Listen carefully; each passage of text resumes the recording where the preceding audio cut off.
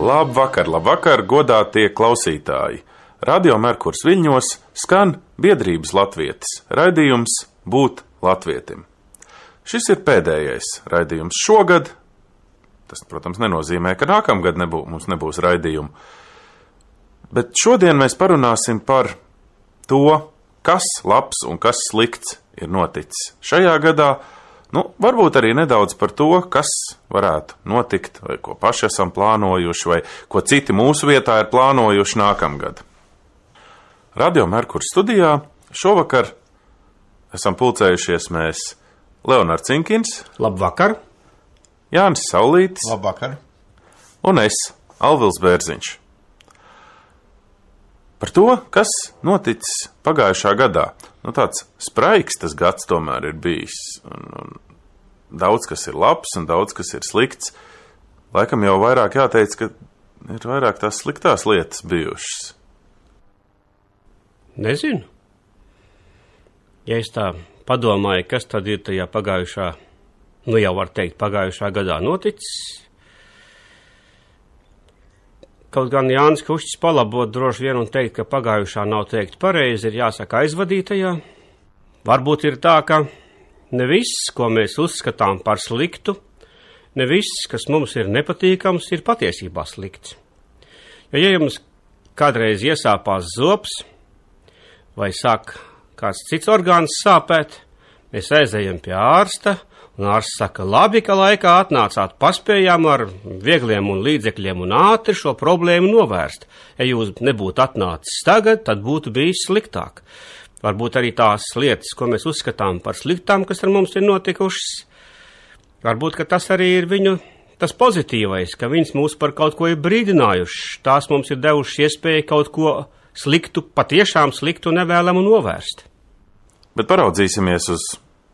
Sāksim varbūt ne tik daudz ar mums, bet varam tādus galvenos gada notikumus pasaulē paskatīties. Mēs atceramies, ka 2014. gada janvārī visas pasaules uzmanība līdzīgi kā tagad bija pievērsta Ukrainai. Tobrīd tur joprojām notika cīniņi Maidana laukumā, Kijevā. Joprojām pie varas tur bija prokrieviskais Janukovičs. Šobrīd Ukraina karo ar Krieviju. No otras puses, nav ļaunuma bez labuma.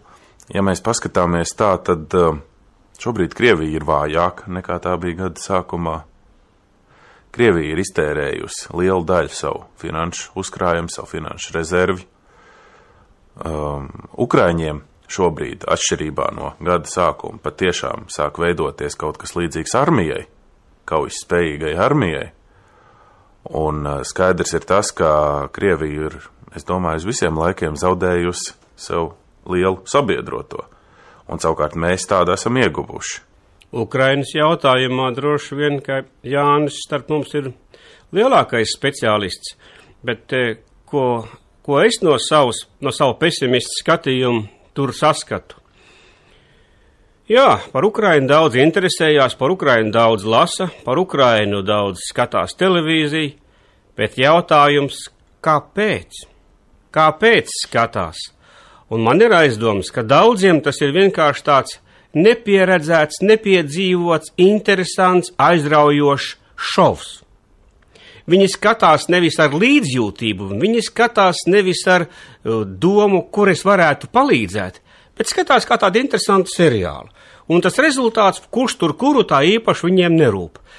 Ja runājām par Ukraiņu armiju, es neesmu bijis personiski tur un neesmu tā uz vietas ar lietām iepazinies, bet tas, cik es varu spriest no tā, ko arī es esmu lasījis un arī es esmu skatījies televīzijā, tā situācija nav nemaz tik rožaina. Jo Ukrainā notiek vairākas lietas vienlaicīgi. Varbūt visādi lozungi, varbūt visādas runas, varbūt visādas ieceres, varbūt visādas programmas, bet tas, kas šobrīd reāli notiek Ukrainā, tā ir Ukrainas patriotu atšaušana.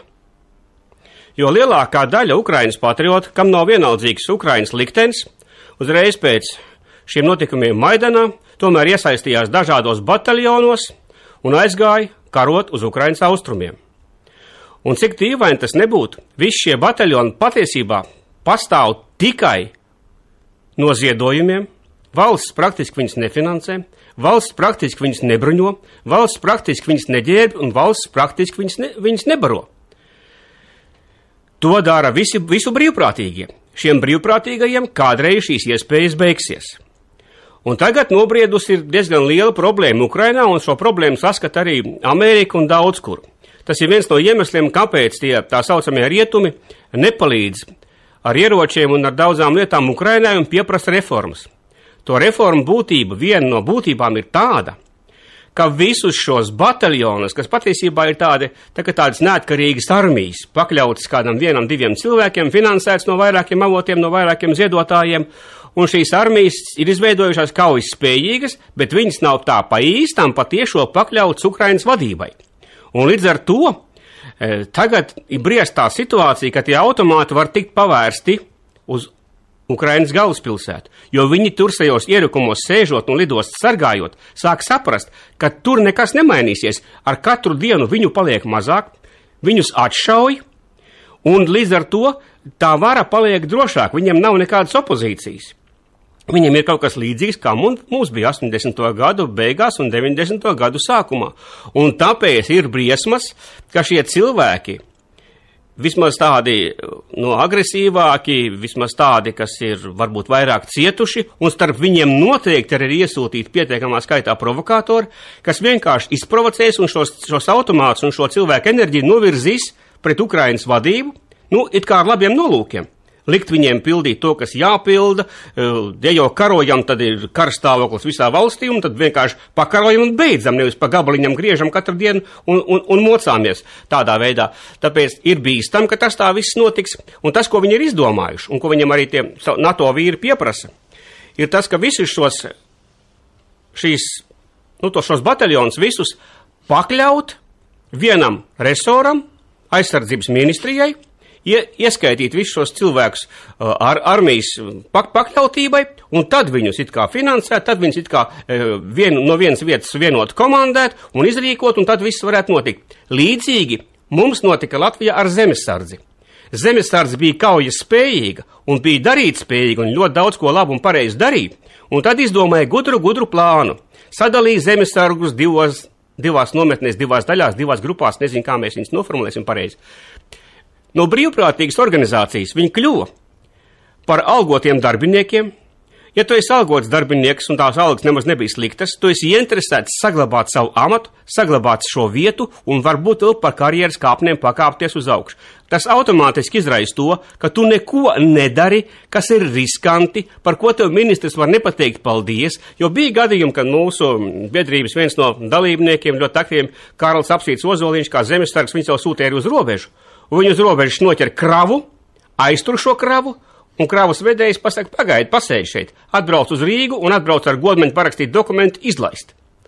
Un, protams, ka tu šādā veidā traucē šī esošajā varētā šteles taisīt. Līdzīgi arī viņam notika.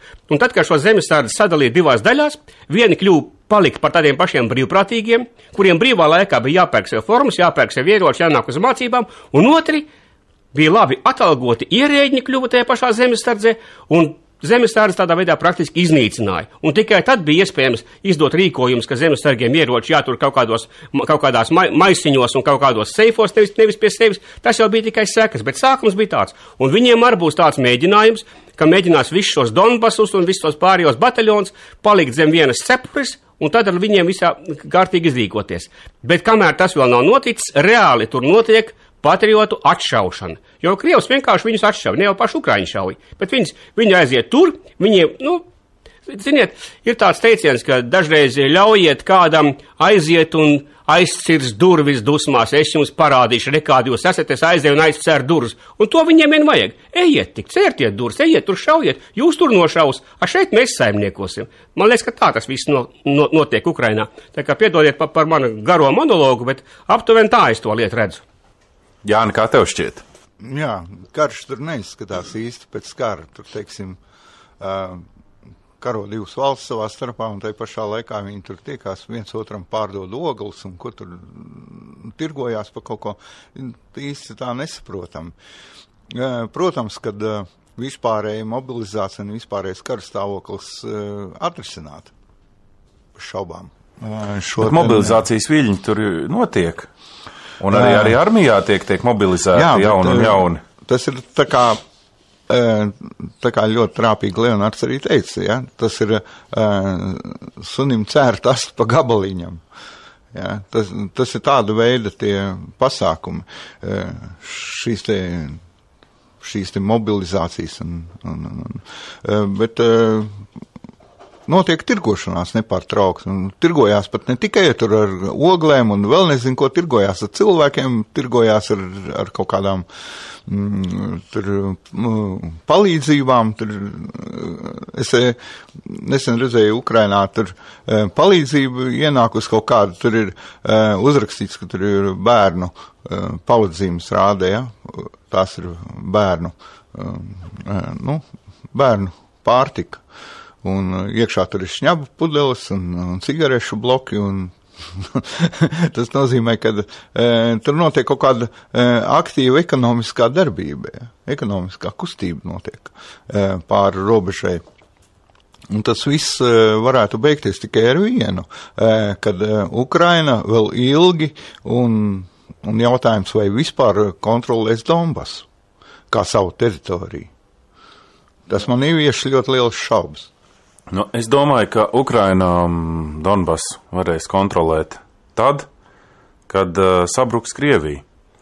Nu, vismaz man tā šķiet, vienīgais puslīdz nopietnais garants Ukrainas neatkarībai un vienīgais puslīdz nopietnais garants tam, ka Ukrainas tā valdošā kliķa arī pārtraukt sadarboties ar Krieviju. Jo tur šobrīd pietiekoši daudz ir nodevēji, pietiekoši daudz ir savarvēto. Vienīgais veids, kā viņu pārtraukt, būtu tāds, ja vienkārši nebūtu vairs tās pašas Krievijas. Un es domāju, ka raugoties uz to, kas notiek, tas nemaz nav tik utopiska doma. Jo, kā mēs zinām, Krievijā lielas revolūcijas vienmēr ir notikušas tad, kad vai nu šņabis nav bijis nopērkams, vai nu tas ir bijis pārāk dārgs. Un Pirmā pasaules kara laikā Krievu cārs ieviesa sauso likumu, beidzās tas ar Boļševiku revolūciju. Tā ļoti vienkāršojot. 80. gados Andropova Gorbačova sausais likums beidzās ar PSRS sabrukumu. Skaidrs, ka tur iemesli bija arī citi, bet tas varētu, uz to varētu ar tādu humoru skatīties. Ja? Tiklīdz Krievijā nevar nopirkt šņabu, tā tur ir revolūcija. Un šobrīd šņabs arī paliek ļoti dārgs. Jo to ražo no importētajiem graudiem, un šņabi cenas aug. Un līdz ar to ir tikai laika jautājums, jo šoreiz vairs nebūs tā, ka kaut kādas, tā kā Padomju Savienībai brūkot vai Cara impērijai brūkot, bija kaut kādas nomalas, aizmuka prom, izrāvās no šīs Krievijas. Šeit es domāju, ka Krievija saraustīsies gabalos un izdarīs to pati, un viss, kas ir jādara, ir maksimāli jāstimulē tas, lai Krievijā būtu ekonomiskās grūtības. Un vienīgais, no kā ir patiesībā jāuztraucās, lai tas Krievu lācis savā izmisumā neķers pie kādas sarkanās podziņas. Vai tu saproti tā, ko tu tikko teici? Jāstimulē, lai Krievijā būtu ekonomiskās grūtības. Tev ātri vien jāpāršķirsta krimināla likums. Jo man liekas, ka tu vēlies, lai kādam cilvēkam ir sliktāk. Un kuru pantu tev tur varētu piesiet, to es tagad tā īsti nezinu. Nē. Es varu paskaidrot sīkāk. Ne jau mēs, latvieši, varam veicināt ekonomiskās grūtības. Nē, runa nav par varēšanu, runa ir par tavām vēlmēm. Manas vēlmes kas ir noziedzīgas. Nē, manas vēlmes ir tādas, ja šobrīd Krievijas vēsture vienkārši to parāda, ka Krievija kā valsts vienmēr ir dzīvojusi tā, ka vara dzīvo ļoti labi un vienkāršie cilvēki dzīvo ļoti slikti. Un jo labāk dzīvo vara, jo sliktāk dzīvo vienkāršie cilvēki. Tā mēs Krievijas vēsturi paskatāmies, tā tas ir. Veicinot ekonomisko grūtību rašanos Krievijas valstī, tas nozīmē, ka slikti būs Krievijas varai. Tiem vienkāršiem cilvēkiem nebūs tik traģiski slikti. Viņiem šnabis vairs nebūs. Jā, viņiem šņabi nebūs, un tāpēc tur notiks tas, kas notiks. Tās būs tās grūtības, ka viņiem šņabi nebūs. Nu, tieši tā. Aha. Un tad vēl es gribētu tā asumam drusciņi iebilst. Manuprāt, šodien pasaulē vairs gandrīz nav tādas valsts, kas, kā Alvils teica, kontrolē situāciju valstī. Manuprāt, šobrīd neviens vairs nevar nerēķināties ar citiem, jo visās valstīs ir visādas ārzemju bankas, visās valstīs ir visādi likumi, starptautiskie cilvēktiesību noteikumi, vēl kaut kas, citiem vārdiem sakot, visās valstīs darbojās kaut kas, kas ir izveidots ārpus šīm valstīm, un tas parasti šajās valstīs ir noteicošais un galvenais. Ko tas nozīmē? Tas nozīmē to, ka praktiski jebkura valsts, jebkuru likumu pieņemot, viņiem jāskatās paga, bet ko par to teiks citi? Viņi nemaz nevar rīkoties, kā viņiem vajag. Viņi jau ir sasaistīti. Līdz ar to ne Latvija, ne Krievija nav izņēmums. Un tāpēc mums ir jāsaprot tas, ka patiesībā tas, kas notiek Krievijā, tas kaut kādā veidā tiek sankcionēts un atbalstīts arī tajos tā saucamajos demokrātiskajos rietumos, jo Krievija nav atraujama no globālās pasaules saimniecības, viņi tur tajā putrā ir iekšā, tas te vadi, es vienmēr atkārtoju tādu līdzību, ko klausītāji droši vien, ka būs dzirdējuši, iedomājieties tādu zemūdeni, ātomu zemūdeni, kurai ir ļoti daudz visādas tādas mazas šūniņas, mazas telpiņas, visādi koridoriņi un vadi iet pa visiem šiem koridoriem. Apkure, visa enerģija, viss turp atpakaļ. To, ko vajag priekšgalam, to saņem no pakaļgala un tas viss iet caur visiem pāriem kubrikiem cauri. Un tagad, ja viens izdomās kaut ko pa vidu pārkniept, tad nedarbosies viss tā zemūdeni. Līdz ar to, jebkura valsts tagad ir kā tāds viens kubriks tādā lielā zemūdenē. Un ja viņa atļaujās kaut ko darīt tādu, kas traucē visai pārējai šim lielam ķermenim pārvietoties un funkcionēt, tad tas pārējais ķermenis to nepieļaus un ātri vien nospiedīs. Ja Krievijai ļauj, tas nozīmē, ka tas netraucē šī globālajai pasaulē, ka tas nav pretrunā ar viņu vēlmēm un iecerēm. Nu, no vienas puses vai ļauj, un es domāju, ka patiesībā cenšas jau gan viņus nospiest. Un es pat teiktu, ka tas tīri labi sanāk.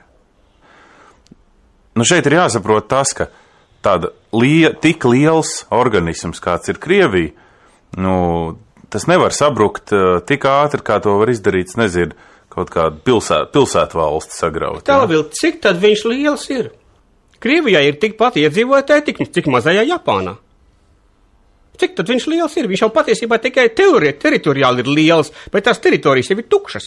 Vienalga, tas iedzīvotāju skaits, tas pār pa 100 miljoniem, tas ir daudz.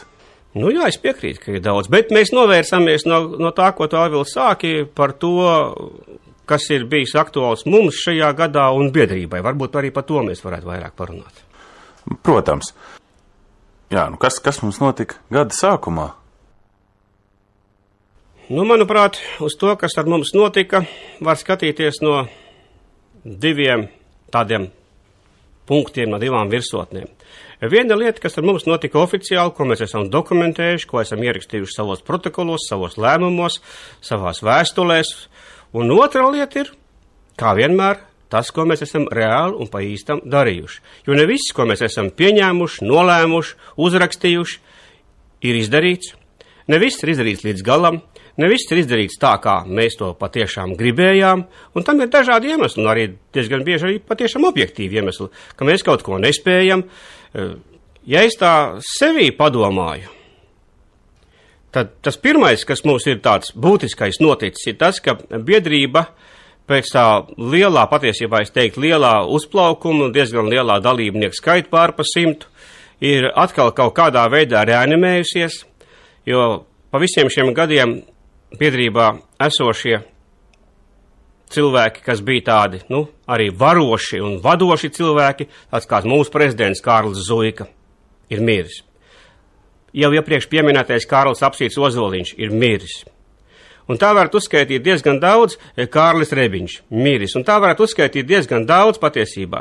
Ja cilvēkus, kas bija ļoti vērtīgi biedrībai, kas patiesībā arī bija tie, kas darīja šo darbu, ka viņi vienkārši ir miruši, viņi nav aizgājuši, viņi nav vīlušies mūsos, viņi vienkārši ir miruši. un tādi ir diezgan daudz.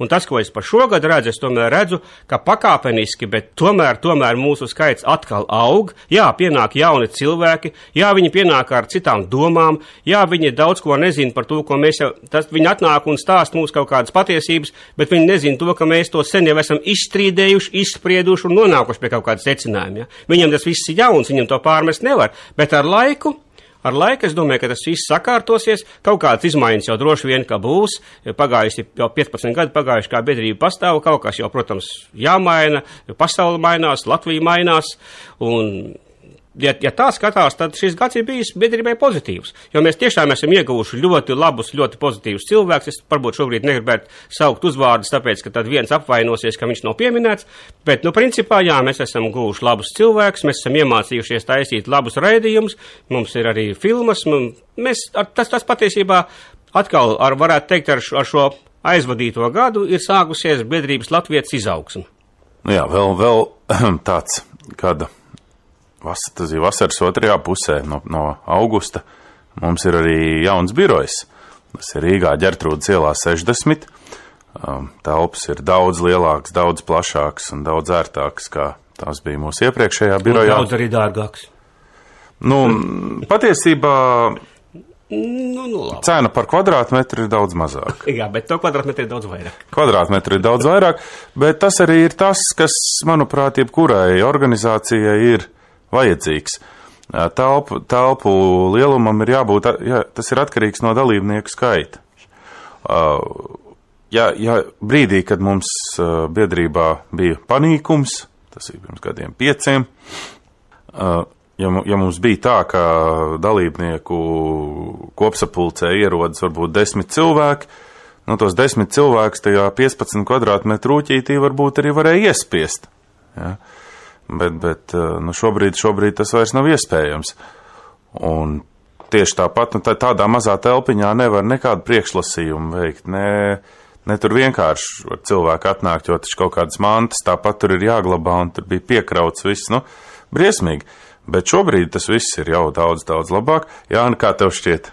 Man šķiet, es skatos caur jaunās paaudzes prizmu, un tad, kad es atvedu savu 8-gadīgo puiku šeit, tad viņš šeit atrod kaut ko sevi interesantu, un tad es viņam prasu, tev patika biedrībā Latvietis? Viņš tā saka, bet kad mēs turien atkal iesim? Un tas nozīmē, ka viņam interesē. Tātad pat viņš var sev atrast, kaut ko interesantu, kaut ko tādu, kaut ko jau viņš gūs, ja viņam patīk nākt, ja? Bet tev, Jāni, arī ne tikai Alvilam krimināla likums jāpārlapo. Tur kaut kas ir teikts par bērnu bojāšanu, par viņu nepareizo uzskatu iepotēšanu, par vēl kaut ko. Latvietība jau, tā jau nav samaitāšana. Bet šī varai tas ir kaut kas slikts. Jā, mēs jau tad kaut kā nepieminējām, ka mums krimināla lietas arī ir cīņā ar varu un ne tikai krimināla lietas, visādas lietas mums ir. Kaut kā saķeršanās, bet runa jau ir, ka mēs nesaķeramies ar varu, mēs saķeramies ar negodīgiem vienkārši varas pārstāvjiem, teiksim tā, atsevišķiem. Bet pati vara ir godīga, tikai pārstāvi negodīgi. Nē, es neteikšu, tā jau viņi arī tur, es tā runāju, mēs nedarbojamies pret Latvijas valsti kā tādu, kā pret Latviju, bet mēs darbojamies pret atsevišķiem ierēģiem, kas ir, kas veido to nepareizo varu. Iedomāties to, ka latviešu nacionālists varētu darīt kaut ko, kas būtu vērsts pret Latvijas valsti, man liekas, ka to īsti nav iespējams iedomāties. Pēc šodienas varas nostādnēm un pēc tā, ko viņi pauž, būt nacionālistam jau tas automātiski nozīmē būt pret Latvijas valsti. Jā, es tikai saku, tas ir tik muļķīga, tik stulba iedoma, ka grūti iedomāties citu tik stulbu iedomu, ka latviešu nacionālists varētu būt pret Latviju. Vai ka latviešu nacionālists varētu apzināti darīt kaut ko kaitīgu Latvijas valstī? Nē, manuprāt, tur nekāda pretruna nav. Tas viss ir ļoti loģiski. Jautājums, pret kādu Latviju? Un šī nostāja jau liecina par to, kāda patiesībā ir šī Latvija. Jā, viņa ir nozagusi vai aizguvusi Latvijas himnu, Latvijas ģērbonu, Latvijas nosaukumu, Latvijas teritoriju, bet vai tā ir neatkarīga Latvija, jeb tas ir Latvijas PSR turpinājums? Es šeit iebildīšu, man te nesen iznāca diskusija sociālajos tīklos, un runa bija par jēdzienu 5. kolonu. Un man tur viens cilvēks iedeva saiti uz Google, uz Wikipēdiju, kur ir skaidrots, kas tas ir 5. kolona. Tur es izlasīju tādus brīnumus, tādus pašus, kā mēs tagad runājam, ja. Jēdziens 5. kolona esot radies tad, kad Spānijas pilsoņu kara laikā tur tie frankisti, teiksim, tur bija sagrābuši Madridi, un tad tur viņiem vēl tur nāca kaut kas tur palīgā no ārpuses, kaut kādi nacionālisti, ja, un tad tie nacionālisti, tur visādi ārvalsts, un tad tas skaidrojums ir tāds, ja, 5. kolona, nosaukums radies no spāņu nacionālistiem, ja, kuri, un tas skaidrojums ir tāds, tie ir ārvalstu aģenti, spiegi, diversanti, kuri veic pret likumīgo valdību kaut kādas, bet, un tad man radās jautājums, ko es uzdevu, uz kuru man nespēja atbildēt. Tas oponents, ja, es saku, tad jūs sakat, ka spāņu nacionālisti, tie ir tie spiegi, ārvalstu spiegi un diversanti, kas tagad pret savu valsti iet, ja. Nu tā, pēc tā Wikipēdijas skaidrojuma tā iznāk, ja. Un pēc šīs pašas loģikas tad arī mēs esam it kā Latvijas ienaidnieki, tie, kas vēlas runāt latviešu valodā un piekop latviešu tradīcijas un būt latvieši gal galā pēc savas būtības, ja, tie tiek nosaukt par kaut kādiem ienaidniekiem, ja. Jāni, bet ārvalstu apmaksāti aģenti un tie, kas darbojas pret likumīgo valdību, es domāju, ka tas toties ir tieši pretēji, jo tie, kas iet uz ārvalstu apmaksāto Maskavas namu, vai, teiksim, saņem ārvalstu pensijas, piemēram, ja, un pēc tam dodas uz piketiem Krimas aneksijas atbalstam, ja, tie būtu nosaucam par 5. kolonu. Es tev izstāstīšu, Latvijas radiofonā ir, tajā kolekcijā ir dažādi tautu pasakas, ko lasa bērniem pirms gulētiešanas. Un viena tur man tāda ļoti interesē, tā viņa nosaukt ebreju tautas pasaka, es domāju, žīdi, ja, žīdi tautas pasaka, kurā bija aprakstīta apmēram tāda situācija, kad tur viens tirgotājs kaut ko negodīgi tirgoja, ja, un tad viņam tur pāri pretī bija otrs tirgotājs, ja, un tas tur atkal tirgojās godīgi, un tad tur tas negodīgais tirgotājs nolēma apvainot to godīgo tirgotāju, un respektīvi tajā pašā, ko dara viņš pats, no šejienes arī radās tā formula ķeriet zagli, ja. Izrādās, ka tas ir, žīdu tautas gudrība, tad tā viņiem ir folklorizēta, ja, un starp citu Latvijas radiofonā viņi dažreiz mūsu bērniem lasa pirms gulētiešanas. Tātad šī gudrība visu laiku tiek tā arī izmantota. Piedēvē savam oponentam to, ko tu dari pats, ja, un tad tu būsi šausmīgi gudrs un šausmīgi pareizi darīsi. Un šeit mēs ar šo formulu arī saskaramies tā dzīvē.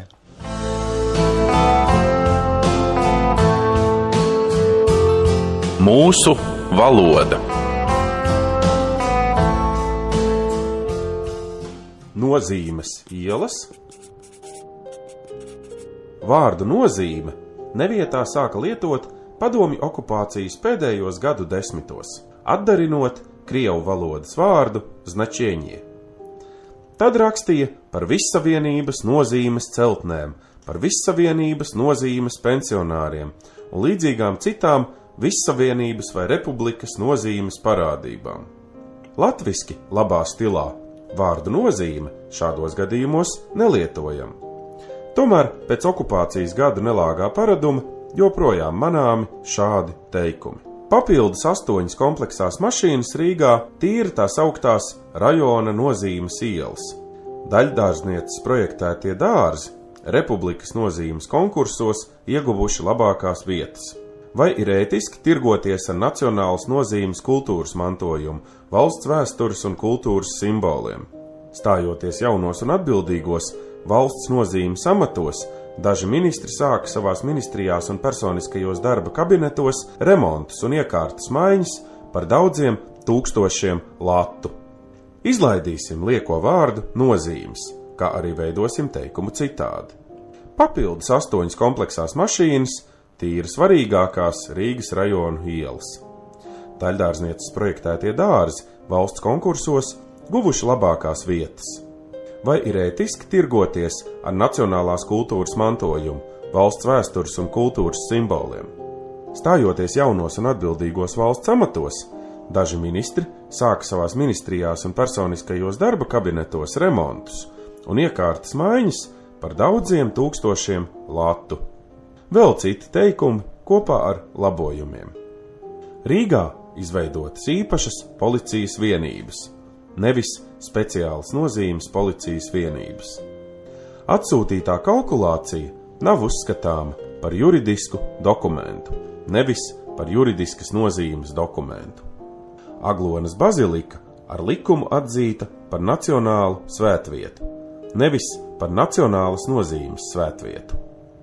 Ja mums Kuldīgā ir kāds svarīgs sarīkojums, nevis republikas nozīmes pasākums, tad rūpējamies par transporta novietošanu, par viesnīcām cilvēkiem. Pelču parks ir valstiski nozīmīgs, nevis ir republikas nozīmes parks. Latvijā ir valsts, reģiona un vietējās mācību iestādes, nevis valsts, reģionālās un vietējās nozīmes mācību iestādes. Bijušajā Dienvidslavijā darbojas īpašas ANO militāras vienības, nevis īpašas nozīmes ANO militāras vienības. Krievijas federācijas armijā vispārēji spēki, nevis vispārējas nozīmes spēki, nav gatavi operatīvu uzdevumu veikšanai. Latvieti, cieni sevi, runā latviski. Un ne tikai runā, arī domā latviski. Ieteikumu sagatavoja Biedrība Latvietis.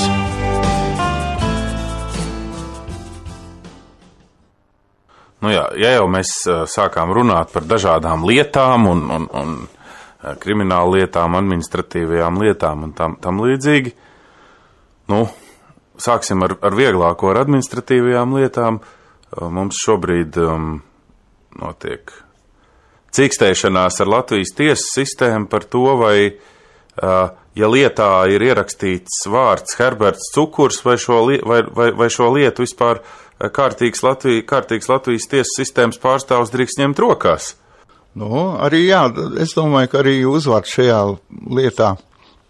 Pagaidām, bet varbūt tad, lai klausītāji zina, par ko mēs runājam, varbūt tā kā skolā no A līdz Z, pārskrienot tad pārskatu, mēs saskatījām to, šī iemesla dēļ darījām to, nonācām līdz tiesai, tā pārskatot drusciņu. Jā, es centīšos tā. Tātad Latvijas ārlietu ministrija ir savā mājaslapā, ar kuru viņi sev prezentē mājaslapa AM.gov.lv, ir nopublicējusi 3 rakstnieku, ja to tā var nosaukt, vēsturisku apcerējumu žīdi Latvijā. Protams, nevarētu jau būt iebildumi par to, kad ārlietu ministrija kaut kādā veidā tur cenšas informēt iedzīvotājus par kaut ko, bet cits starpā šajā publikācijā, kuras piebildīšu vēl tika publicēta vēl kad ārlietu ministriju vadīja Induls Bērziņš, tad tajā tika nopublicēts, ka latviešu lidotājs Herberts Cukurs ir noziedznieks, viņš ir piedalījies noziegumos, un tur uzskaitīts, ka viņš kādus, tur viņa prāta noziegums ir veicis.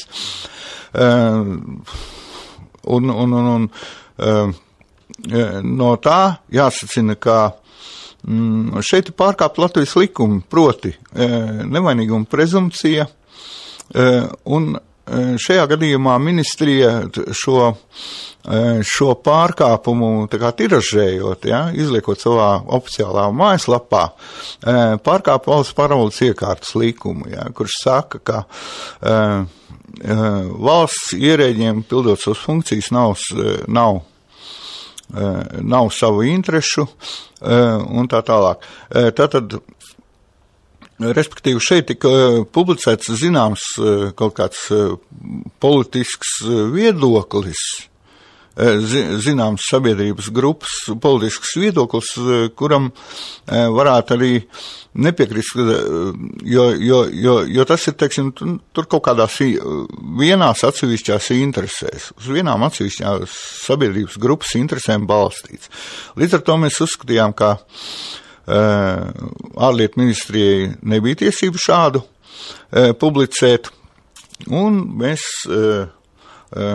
ilgi sarakstījāmies ar ārlietu ministriju, kur viņas skaidrojumi mūs neapmierināja, jo savu skaidrojumus viņi balstīja uz to, ka gan tā, ka viņi nevarot tur mainīt to publikāciju un kad tiesa gan viņi neapgalvoja, teiksim, ka cukurs ir tāds vai šitās, bet tur tā diskusija vienmēr sakot izvairījās, kad viņa darbība tur esot apšaubām otrā pasaules kara laikā. Bet runa ir par to, ka tātad, ja Herberts Cukurus nav atzīts par vainīgu Latvijas likumos noteiktā kārtībā, tad viņu saukt par noziedznieku neviens nedrīkst. Ne ārlietu ministrija, ne kaut kādas vēsturnieku grupas, kas tur pilda kaut kādas pasūtījumus. Nevienam šāda tiesība nav. Un beigās mēs iesniedzām administratīvā tiesā prasību, lai tiesa uzliek par pienākumu šo publikāciju izņemt no ārlietu ministrijas mājaslapas. Šobrīd administratīvās tiesas pirmā instance mums atteica pieņemt iesniegumu pamatojot ar to, ka ārlietu ministrija ievietojot šo te publikāciju nav veikusi valsts pārvaldes funkciju, tātad tā neattiecoties uz, teiksim, uz administratīvās tiesas kompetenci.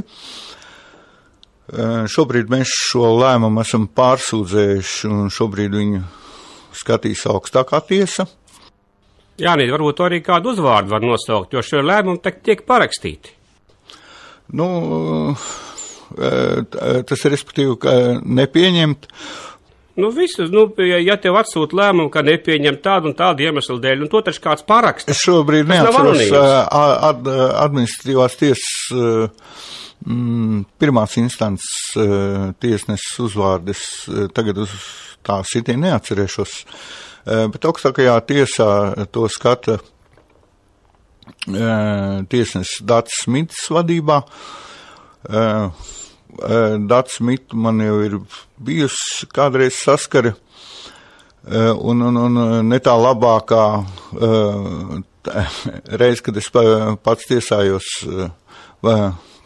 ar administratīvā kārtībā, tad man tika viltos tiesas sēdes protokols šīs pašas tiesneses vadībā. Tā kā es pat varu tā kā druciņu paredzēt uz priekšu, kāds jau būs tas rezultāts, būs negatīvs, jā, jo tur iesaistīt tādi cilvēki, kā teiksim, kā Dats Smits, tad jau nevelti tā. Ja, bet tā būtība ir tāda, ka mēs esam iesnieguši, un viņi meklē visādas formālas iemeslus, lai vispār mūsu iesniegumu nepieņemtu un neizskatītu. Vai neizskatītu to pēc būtības? Vai neizskatītu to pēc būtības, jā, jo, viens no tādiem maniem argumentiem būtu tāds, kā gan citādi mēs, Latvijas pilsoņi, varam aizstāvēt savu līdzpilsoņa Herberta Cukura labo vārdu, bez tam šis cilvēks ir arī trīsvaigžņu ordeņa kavalieris, un par trīsvaigžņu ordeņa kavalieri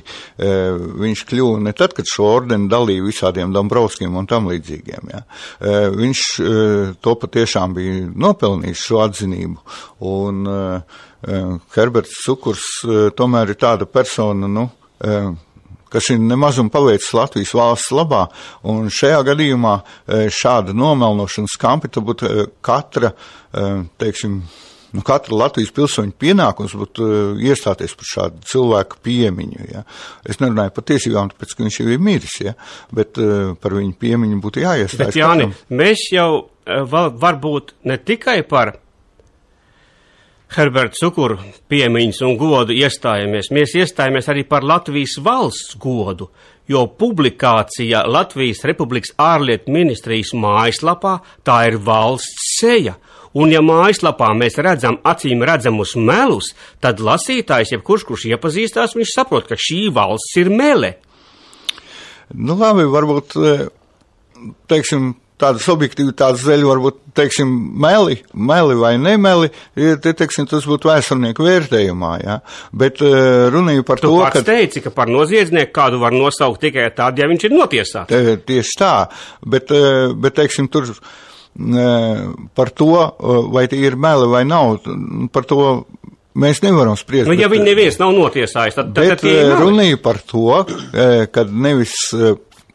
Es teiktu, ka nevis meli, bet likuma pārkāpums. Jā, meli ir likuma pārkāpums. Un tas ir satversmes pārkāpums, kurā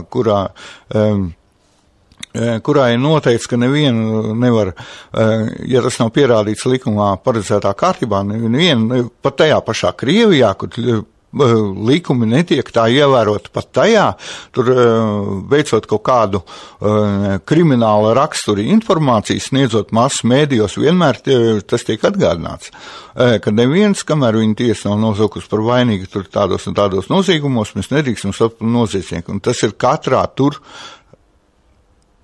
teiksim tā, katrā tiek atgādināts, ja. Pat Krievijā. Pie mums Latvijā ārlietu ministrija nopublicē satversmi pārkāpjošu dokumentu, ja, un... Patiesībā grāmatu. Grāmatu, jā. Literāru darbu. Jā, tas tiešām ir sacerējums literārs darbs, sadzējojums, ja. Labi, lai viņš būtu arī sadzējojums, tā ir viņa autori, ja, kompetence, Bet runīja par to, ka Latvijas ārlietu ministrijai manā uzskatā nebija nekāda tiesība to pārpublicēt. Vai tie autori tur savā, teiksim, tur sabatā tur lasa viens otram priekšā un priecājas par savu sacerējumu, bet Latvijas ārlietu ministrijai to nevajadzēja pārpublicēt, jo tas ir faktiski, tas ir citu sabiedrības grupu tiesību pārkāpums. Vai tajā ārlietu ministrijas lapā, kur ir ļoti garš apraksts par žīdiem Latvijā, vai ir arī kaut kas rakstīts par latviešiem Latvijā? Acīm redzot, par cukuru, jā. Cukurs, es domāju, ir latvietis, jā. Diez par Rudolfu Plaumanu arī? Nē, es saku, tur tas bija tāds ļoti specifisks, domās par žīdiem Latvijā, kā viņi uzradās, tādu viņiem tur tā vēsturi. Tas jau it kā tāda, ja tam ir informējuši raksturs, tas it kā nebūtu nekas tāds nosodāms, bet ja tajā parādās kaut kādu politisku grupu intereses, ja, tad, protams, kad kāpēc tur nenopublicēja, piemēram, tavu grāmatu, Leonārdu, kāpēc viņi nepublicēja tad? Tas būtu taisnīgi, es domāju, ja viņi publicēja tādu, kāpēc viņi arī šādu nevarētu publicēt, bet te ir runa par to, ka tā būtu atkal tā, teiksim, kaut kādas sabiedrības grupas interešu, tāda prezentēšana, ja, ko ārlietu ministrijai aizliedz valsts pārvaldes iekārtas likumu. Jāni, pirms mēs ķeramies pie nākamā temata, es varētu atgādināt tikai to, ka visas sabiedrības grupas ir vienlīdzīgas, tikai dažas sabiedrības grupas ir vienlīdzīgākas par citām sabiedrības grupām. Jā, šī orwelliskā formula joprojām Latvijā eksistē, kā redzam. Es domāju, ka ne tikai Latvijā, bet tad jau ķersimies arī pie nākamā temata, un tā būs tāda nepatīkama lieta, jo 6. janvārī 10:10, tas ir Rīgas centra rajona tiesā, Abrens ielā, notiks tiesa pret Leonardu Inkinu.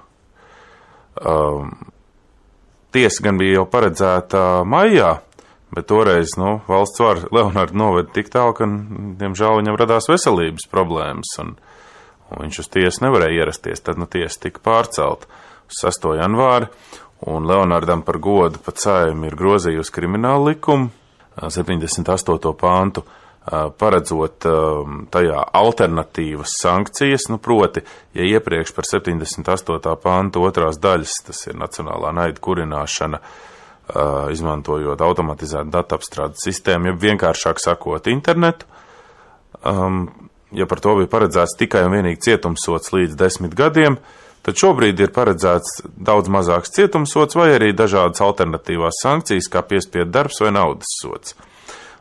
Tas, manuprāt, tieši šī izmaiņa ir veikta tādēļ, lai sabiedrības acīs padarītu šī panta, notiesāšanu pēc šī panta, padarītu par, ja tagad iedomāsimies situāciju, iedomājieties par nacionālā naida kurinošu komentāru uzrakstīšanu internetā, piemēram, cilvēkam piespriesti 5 gadi tur stinga režīma kaut kādā ieslodzījumā, ja?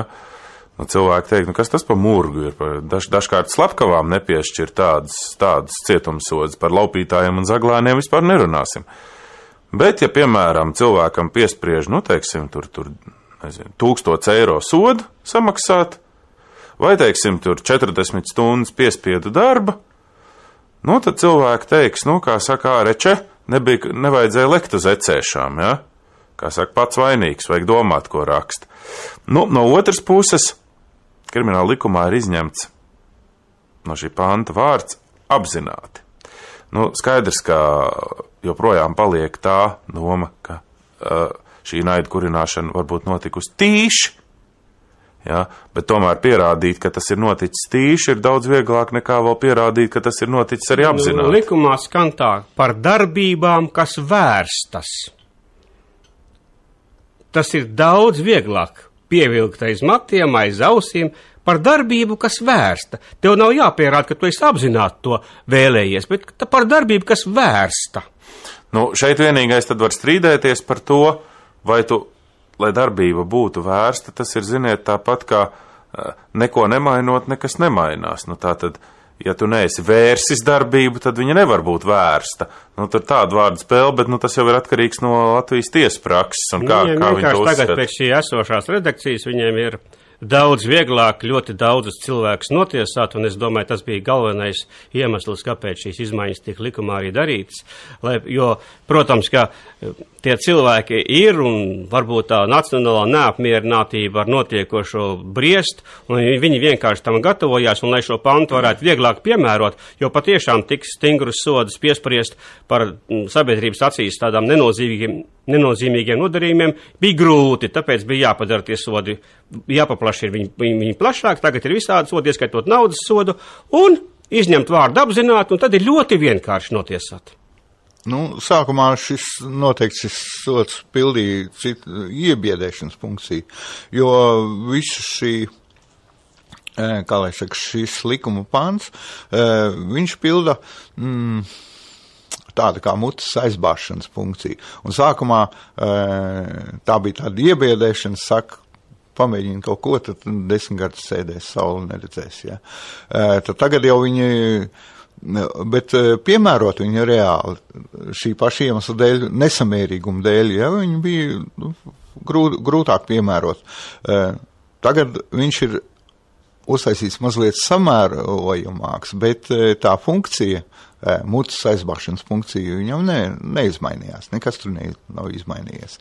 Viņš pildīs tādu funkciju. Tā kā arī iepriekš tur jau bija izņemtais pāns par neslavas celšanu mass mēdījos, kurš bija arī iekļauts krimināla likumā un kuru vēlāk Saeima bija spiesta izņemt ārā. Tas arī bija mutas aizbāšanas pāns, ja? Teiksim, tur kādu nosauc par to, kas viņš ir, tu varēs saukt pie krimināla atbildības, bet ļoti daudzo juridisko tādu, teiksim, tādu stulbumu dēļ, kas pēc tam radās, tad viņi bija spiesti šo likumu izņemt, un tagad to funkciju pilda tieši šis pants. Tas ir mutas aizbāšana, jo jau pats formulējums naida kurināšana, ja, neviens nav skaidrojis, kas tas īsti ir. Cik mēs esam, teiksim, kontaktējušies ar, teiksim, ar varas pārstāvjiem, neviens nekad nav pateicis, ko īsti tas nozīmē. Naida kurināšana, ziniet, pat latviešu valodā jau par tam vārdam kurināšana ir pavisam cita nozīme. Ja? Ko nozīmē naida kurināšana? Tas ir kaut kas tāds ļoti abstrakts, un es domāju, ka tiesības ir tomēr tāda, samērā precīza zināšana, kurā visam būtu jābūt ļoti skaidri formulētam, bet šeit ir pats formulējums ir kaut kāds ļoti dzējisks, jā. Jo kurināšanu mēs saprotam uguns uzturēšanu. Uguns uzturēšana tas ir pavisam kaut kas cits nekā, teiksim, tās darbības, ar ko tas ir domāts. Leonard, lai klausītājiem būtu tiem, kas varbūt ir aizmirsuši vai tie, kas nekad par to nav dzirdējuši, lai būtu skaidrāks, par ko tad tev apsūdz?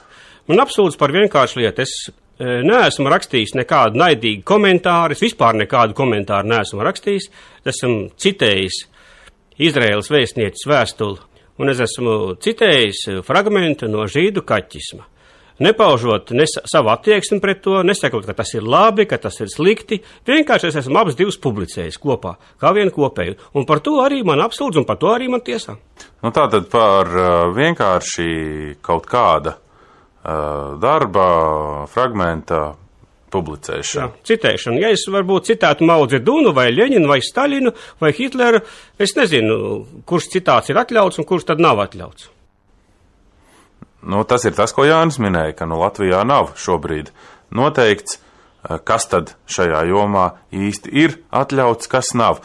Tur ir tā, ka katrs pamērs pirkstu ūdenī, paceļ gaisā, un tad var just, no kuras puses vējš pūš. Bet ja nejūt, tad pats vainīgs. Ir tā, ka šādās lietās bez eksperta atzinuma, bez speciālista atzinuma, vai tas patiešām šo naidu ir kurinājis vai nav kurinājis, tiesa, tas ir tāds tiešām no pirksta jāsīst, tāpēc vajag speciālista atzinumu.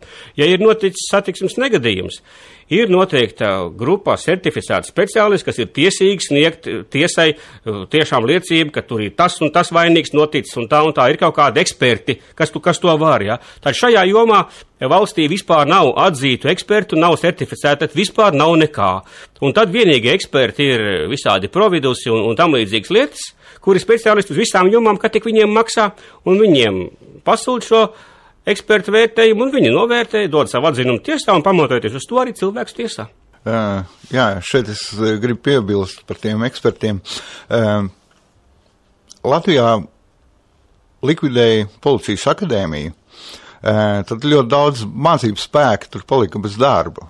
Vienkārši, kur tur saņēma algu, un tad daļa no tiem tika iekļaut providus struktūrās kā kaut kādi eksperti, kaut kādi pētnieki, un ar ko viņi tur nodarbojas, tikai zina viņi paši, bet interesanti, ka valsts struktūras, kuras jau mums ir ar šiem visādiem providusiem un teiksim tā, sorosīta organizācijām, kur ir sauguši jau kopā valsts vara jau ir saugusi, tad lūk, viņi ieņem visādas amats un valsts viņiem dod visādā veidā iespējas nopelnīt, tā skaitā kā ekspertiem. Viens no tādiem ekspertiem ir, piemēram, Saeimas deputāts Judins.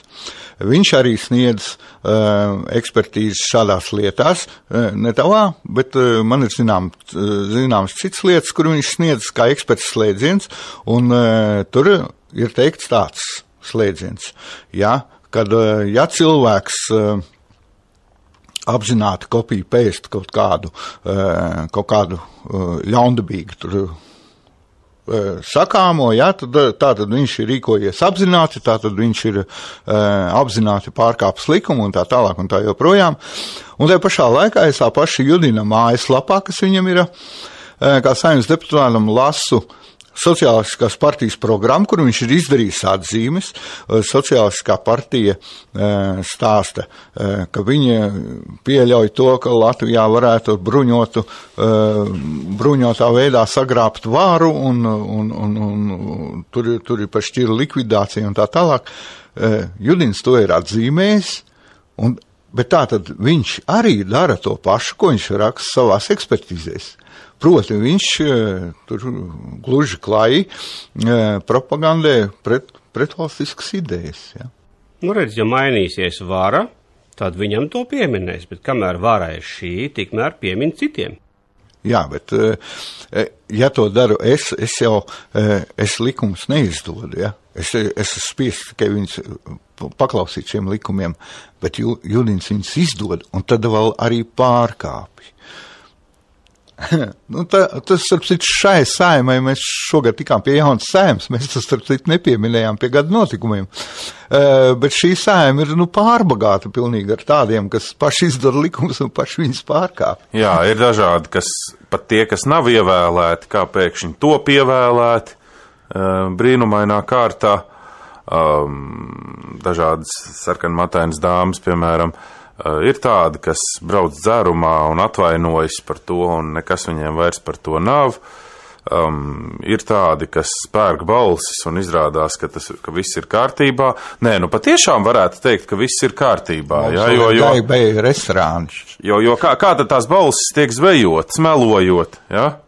Aicina cilvēks piemānot un aicinot par sevi balsot. Šeit ir viens, kurš ne tikai piemāna, bet vismaz kaut kā tiem cilvēkiem tad ir to kompensējis. Ja? Piemēra rādītājs jau teica, kā te var nesolīt? Jā, ir tāds. Tur mums arī, paldies Dievam, viņš saimā vairs nav. Jā, līdz ar to gads ir bijis tāds trauksmains, jā, gan ārpolitiski, gan iekšpolitiski, gan pavisam iekšpolitiski tas ir mums, bet es domāju, ka nākamajā gadā daudz kas būs labāk. Nezinu. Varbūt es vairs neesmu tajā vecumā, kad es tur īpaši ieklausījos, ja man kāds novēlēja laimīgu jauno gadu. Es vairs īpaši nenovēlu arī citiem laimīgu jauno gadu, jo ko tas nozīmē būt laimīgam? Laimīgam nozīmē būt tad, kad tas, kas ar tevi notiek, tās sajūtas, kas tev ir piemeklējušas, tev ir patīkams. Tā ir laime. Un tās sajūtas var rasties no pilnīgi dažādiem notikumiem, varbūt it kā citu acīs no tādiem sliktiem un neveiksmīgiem notikumiem. Bet svarīgi tas, ka mēs vēl esam šeit, svarīgi tas, ka biedrība vēl pastāv, jo kā tur pārējie, vai tur ir saima, vai tur ir ministra kabinets vecais vai jaunais, varbūt mums tam nebūtu tik daudz laika jāveltī mūsu raidījumā, bet mums būtu jāskatās tieši caur biedrību. Ka biedrība vēl pastāv, biedrība vēl elpo, biedrība 15 gadu laikā nav mainījusi savu programmu. Kā biedrības veidošanas brīdī programma ir uzrakstīta, tā līdz šim brīdim viņa nav mainīta, neviena zilbe, neviens burts, nekas nav mainījies. Parasti programmas ir sevišķi uz vēlēšanām, ka partijas iet viņas katrus 4 gadus labo viņas un maina. Mēs nemainām neko, jo būtība ir tā pati, mērķis ir tas pats. Svarīgi tikai ir cilvēki, kas var uzdrošināties, kas var nākt komandā, jo darboties biedrībā Latvietis, tas ir tā pagrūti tomēr. Man liekas, ka par to paldies īsti nesaka. Īsti pa uz pleca neviens nesit un nesaka, rekāds tu malacis. Mēs, kamēr būsim ar šo savu programmu, kamēr arī mēs nemainīsim savu programmu, mēs būsim varai nevēlami. Par mums nekad netaisīs raidījumus, par mums nekad nerādīs filmas, un mūsu darbība nekad neatspoguļos pozitīvi, ja būs kaut kas negatīvs. Tā ir jābūt, tas ir loģiski, tā tas būs. Bet, ja mums sāks runāt vara labi, tad tas ir pirmais brīdinājums, ka mēs kaut ko daram nepareizi. Tas gan. Es gan tomēr klausītājiem novēlēšu laimīgu jauno gadu, lai gan Leonārds to laikam nemaz negrib vēlēt, bet es tev palūkšu arī novēlu gan. Es novēlu cilvēkiem, lai viņi arī nākošu gadu ir, lai viņi arī nākošu gadu klausās mūsu raidījumus, lai viņi nākošu gadu nāk uz mūsu jauno biroju vairāk nekā viņi nāca šogad. Tam varētu būt par iemeslu tas, ka viņi vienkārši nezin, kad ir jauns birojs, cilvēki ir inerti, bet vienkārši nākt, pie mums, un vēl ko es gribētu arī pateikt tām citām organizācijām, kas pastāv. Ļoti daudz Latvijā ir organizācija, kurām nav savu telpu, kurām daudz kā trūkst. Mums ir telpas pietiekami liels, un viņas diezgan bieži ir brīvas, tā kā nāciet, un mēs vienosimies par to, kā jūs viņas varat izmantot. Galvenais, ja jūs nāksiet, un mēs nāksim, mēs viens otru redzēsim, mēs viens ar otru runāsim, un tam vienmēr ir tādas labas un pozitīvas sekas. To tiešām var teikt par laimi, ja ir sadarbība. Tā kā es jums novēlu laimi, ar ko es saprotu sadarbību.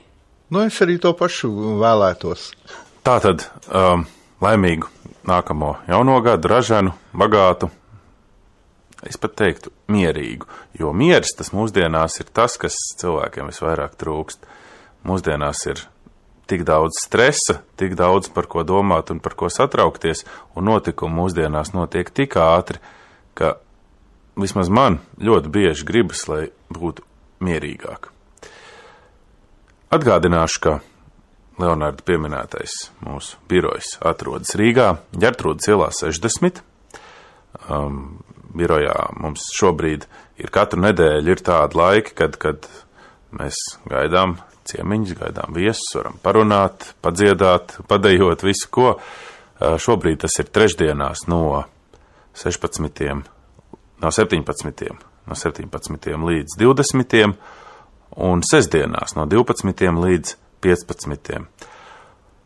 Tālrunis 2588 67 14, 2588 67 14.